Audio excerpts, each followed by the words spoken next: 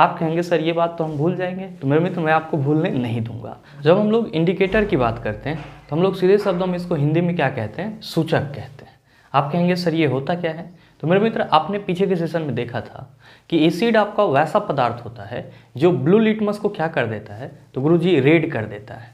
यानी कि एसिड जो है वो नीला लिटमस को लाल में परिवर्तित कर देता है, जबकि बेस क्या करता है, तो गुरुजी बेस जो है वो लाल लिटमस को नीला में परिवर्तित कर देता है। यानी कि यहाँ पे जो आपका लिटमस एज अ इंडिकेटर लिया जा रहा है, ये क्या कर रहा है, तो एसिड और बेस के साथ अलग अलग रंगों को प्रदर्शित कर रहा है। और आप सभी ध्यान में रखेंगे, वैसा कोई भी पदार्थ जो अम्ल और क्षार के साथ अलग अलग रंगों को प्रदर्शित करता है क्या कहलाता है, सूचक कहलाता है या फिर इंडिकेटर कहलाता है। ध्यान में रखिएगा कि इंडिकेटर को ही हम लोग क्या कहते हैं, एसिड बेस इंडिकेटर कहते हैं या फिर अम्ल क्षार सूचक कहते हैं। तो जब भी आपसे कोई ये पूछे ये बताओ कि अम्ल क्षार सूचक से क्या समझते हो, तो आप सभी क्या कहेंगे, वैसा कोई भी पदार्थ जो अम्ल क्षार और लवण के लिए अलग अलग रंगों को प्रदर्शित करता है क्या कहलाता है, एसिड बेस इंडिकेटर यानी कि अम्ल क्षार सूचक कहलाता है। ध्यान दीजिएगा, आप चाहें तो इस डेफिनेशन को भी बोल सकते हैं क्या, कि वैसा पदार्थ जो अम्ल क्षार एवं लवण के लिए अलग अलग रंगों को प्रदर्शित करता है क्या कहलाता है, सूचक कहलाता है।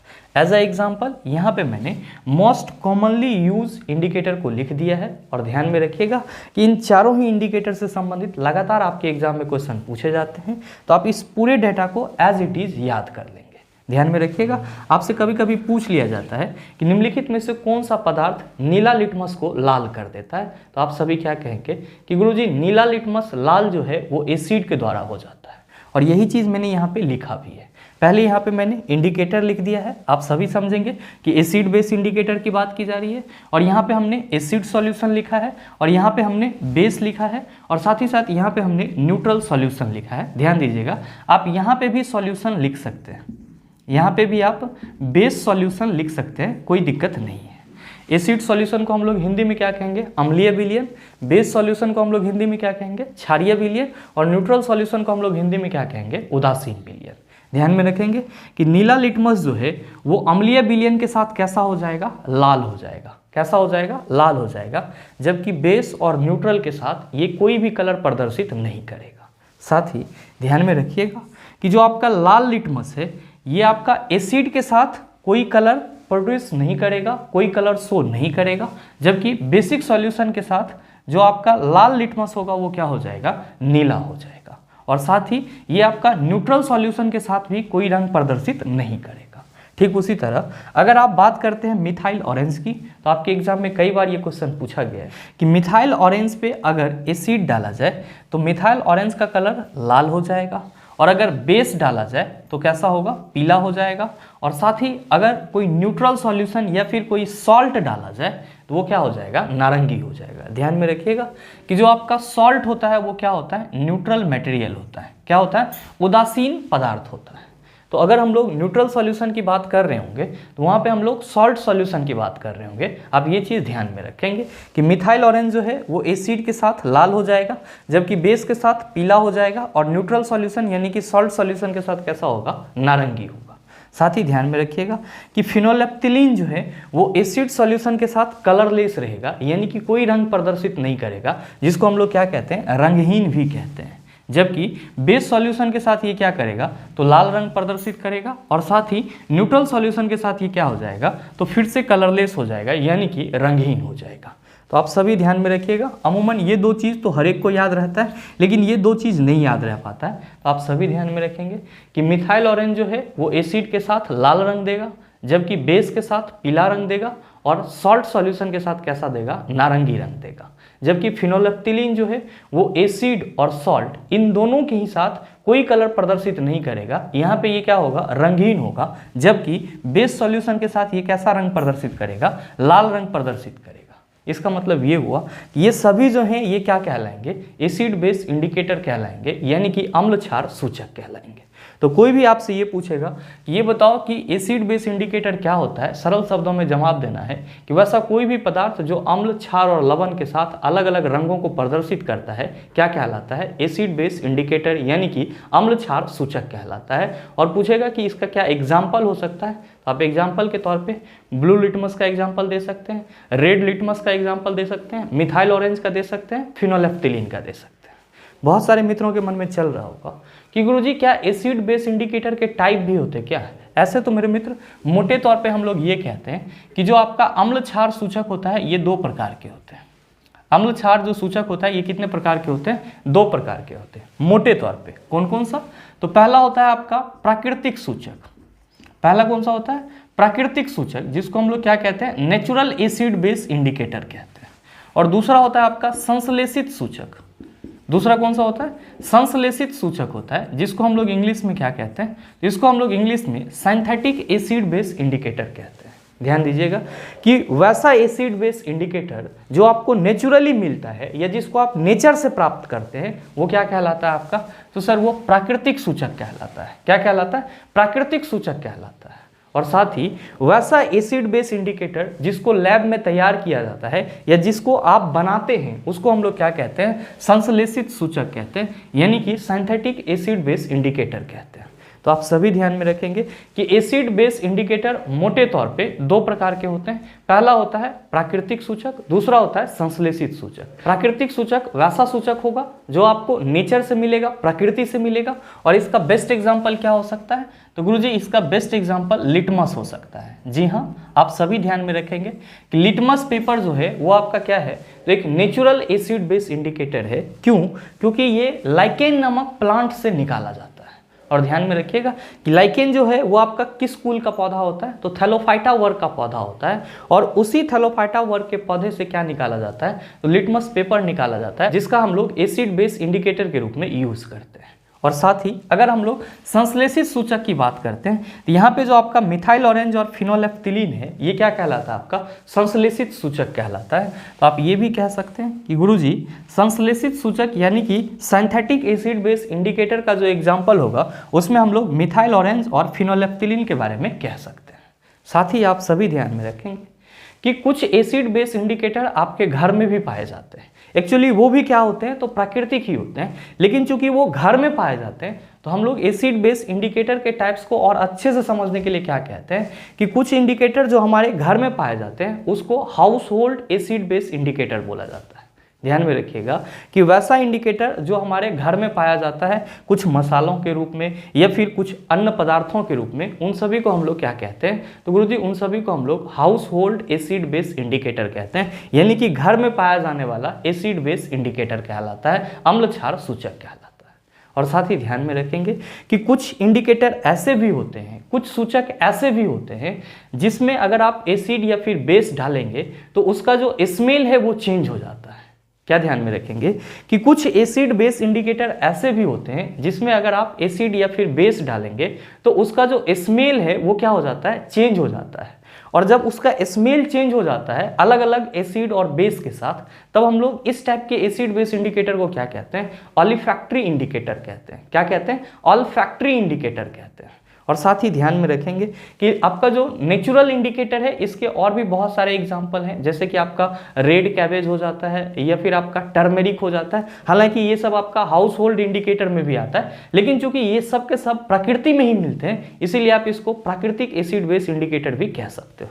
आप कहेंगे कि सर इसका मतलब ये हुआ कि अगर हम लोग एसिड बेस इंडिकेटर को आसान भाषा में समझने की कोशिश करें तो हम लोग सरल शब्दों में कह सकते हैं कि वैसा कोई भी पदार्थ जो अम्ल और क्षार या फिर लवण के साथ अलग अलग रंगों को प्रदर्शित करता है वो एसिड बेस इंडिकेटर कहलाएगा। और जब हम लोग इसके टाइप्स की बात करेंगे, प्रकार की बात करेंगे, तो क्या कह सकते हैं कि गुरुजी कुछ एसिड बेस इंडिकेटर हमको प्रकृति से मिलेगा तो उसको हम लोग प्राकृतिक सूचक कह देंगे या नेचुरल एसिड बेस इंडिकेटर कह देंगे।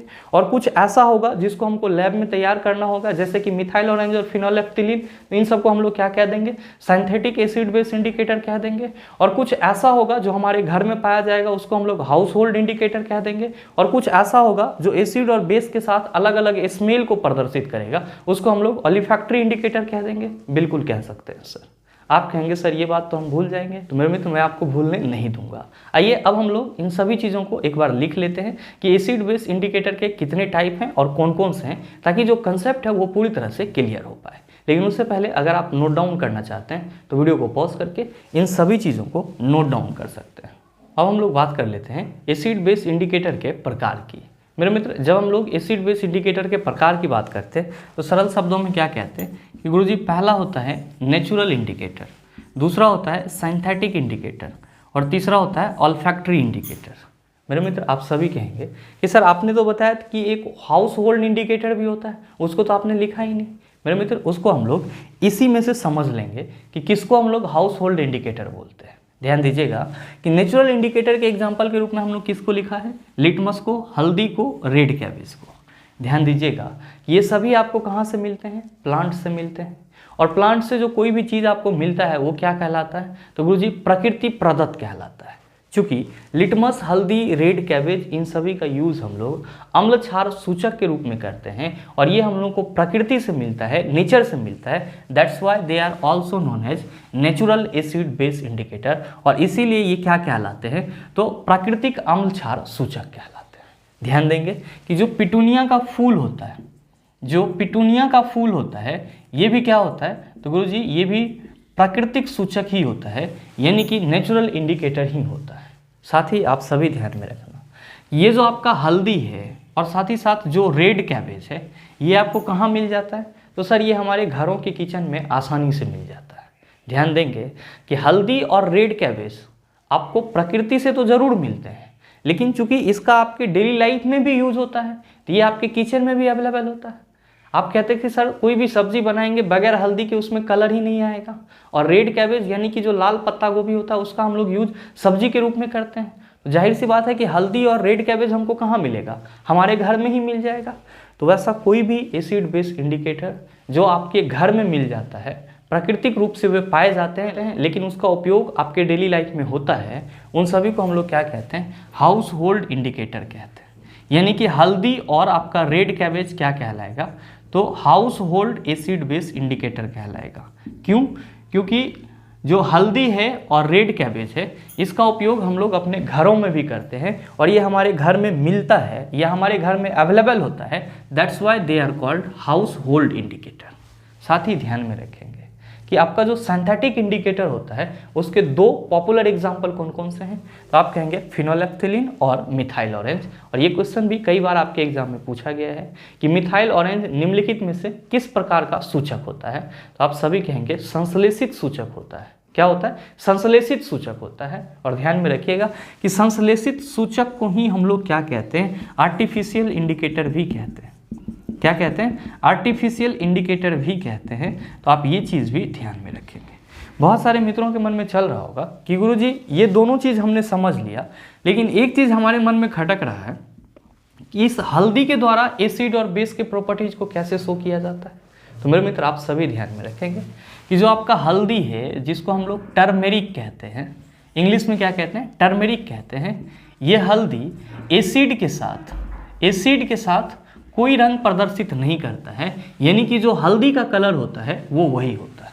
मतलब ये हुआ कि अगर हल्दी में आप एसिड डालेंगे, हल्दी में आप क्या करेंगे, एसिड डालेंगे, तो हल्दी के रंग में कोई परिवर्तन आपको देखने को नहीं मिलेगा, यानी कि ये पीला का पीला रंग ही आपको देखने को मिलेगा। लेकिन जैसे ही आप हल्दी पे क्या करेंगे, बेस डाल देंगे, जैसे ही आप क्या करेंगे, बेस डाल देंगे, यानी कि क्षार डाल देंगे या फिर भस्म डाल देंगे, तो जो हल्दी का पीला कलर है वो किस में चेंज हो जाएगा, तो सर ये भूरा रंग में चेंज हो जाएगा, ब्राउन कलर में चेंज हो जाएगा। इसका मतलब ये हुआ कि हल्दी जो है वो एसिड के साथ कोई रंग प्रदर्शित नहीं करता है, इसका जो ओरिजिनल कलर होता है वो वही होता है, लेकिन बेस के साथ ये कैसा हो जाता है, तो गुरुजी ब्राउन हो जाता है। आप कहेंगे सर इसका प्रैक्टिकल हमारी डेली लाइफ में मिल सकता है क्या, बिल्कुल मिल सकता है।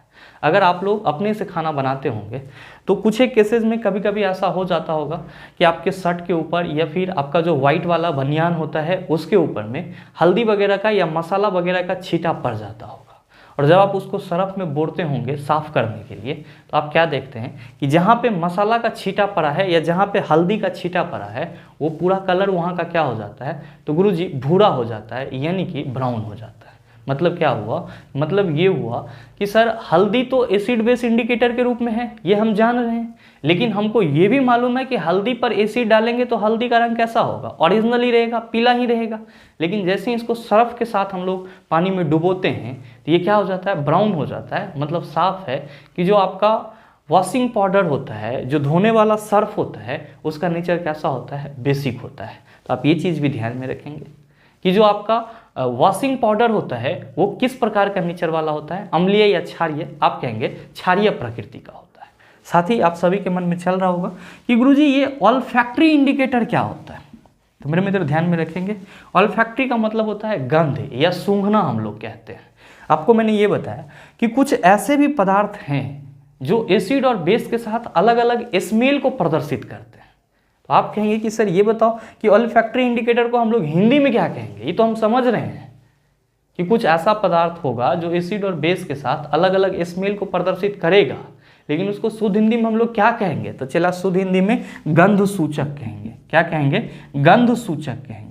और ध्यान में रखेंगे कि ऑल्फैक्टरी इंडिकेटर के रूप में आप किसका एग्जाम्पल दे सकते हैं, प्याज का एग्जाम्पल दे सकते हैं, वनीला एसेंस का एग्जाम्पल दे सकते हैं, लौंग का जो तेल होता है उसका एग्जाम्पल दे सकते हैं। ध्यान में रखिएगा, लौंग तेल को हम लोग क्लोव ऑयल भी कहते हैं। क्या कहते हैं, क्लोव ऑयल भी कहते हैं। और ये सब के सब क्या हैं, तो गुरुजी ये अम्ल और क्षार के साथ अलग अलग स्मेल को प्रदर्शित करता है या फिर अलग अलग स्मेल क्या करता है, प्रोड्यूस करता है। तो कोई भी आपसे ये पूछे कि एसिड बेस इंडिकेटर के कितने प्रकार होते हैं, आप कहेंगे मोटे तौर पे तो नेचुरल इंडिकेटर और सिंथेटिक इंडिकेटर होते हैं। लेकिन अगर हम लोग डीपली बात करते हैं तो क्या कहते हैं कि एसिड बेस इंडिकेटर के 4 प्रकार होते हैं। कौन कौन सा, तो पहला होता है नेचुरल इंडिकेटर, दूसरा होता है सिंथेटिक इंडिकेटर और तीसरा होता है ऑल्फैक्टरी इंडिकेटर। कुछ नेचुरल इंडिकेटर ऐसे भी होते हैं जो हमारे घर में ही मौजूद रहता है और उस प्रकार के इंडिकेटर को हम लोग क्या कहते हैं, हाउस होल्ड इंडिकेटर कहते हैं। यानी कि चौथा इंडिकेटर आपका कौन हो जाता है, तो गुरुजी चौथा इंडिकेटर हाउस होल्ड इंडिकेटर हो जाता है। मेरे मित्र इंडिकेटर से संबंधित अगर आपको इतना सा कंसेप्ट मालूम है तो इससे संबंधित जो भी क्वेश्चन पूछे जाएंगे आप उसका जवाब आसानी से दे सकते हैं।